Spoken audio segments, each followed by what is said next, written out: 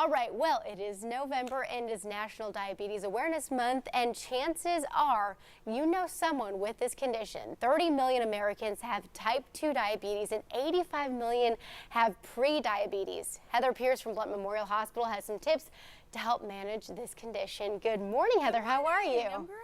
You know, and diabetes, I feel like is something that, you know, even pregnant women can get. I had gestational diabetes, so I had it temporarily, but it's something that I think when you get it, or if you have it, you know, genetically, it's something that changes your whole life. Right. And I think you can, you know, start by calling it, you know, something, it be positive, because you can harness that as motivation to take care of yourself. That's totally right. That's such a good point. So yeah, I know in diabetes or in pregnancy, it's definitely scary when that's happening. So yeah, I mean, and for folks, for most people that have diabetes, it's type 2. So maybe you know, not necessarily age related, but the genes, the genetics, we can't change that. But there are a lot of things we can change, and that's our health, our lifestyle. So with a diagnosis of diabetes, monitoring is very important. So I would encourage folks, if they don't have a meter, go get one, learn how to use it, consult your healthcare providers on how to do that. So, I mean, it just takes a picture of what that number is at that time. It doesn't define you, just as here's where you are right now.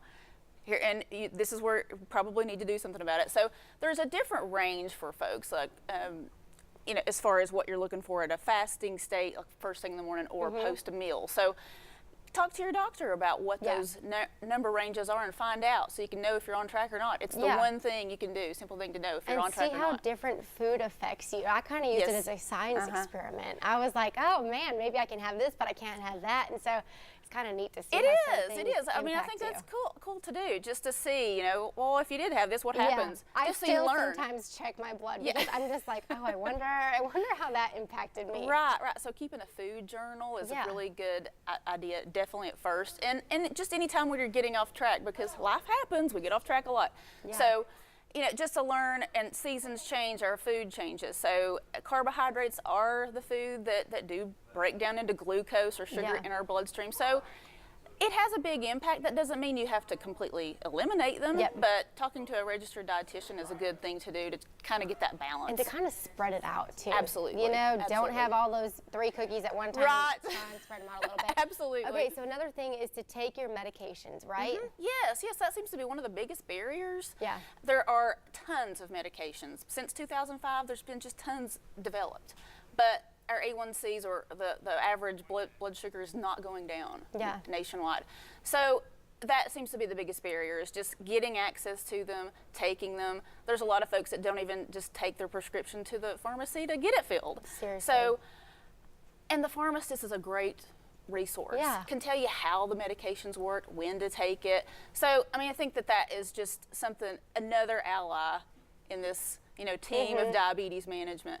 The pharmacists, nurses, dietitians, of course, doctors, and get your team aligned up, because we can all help.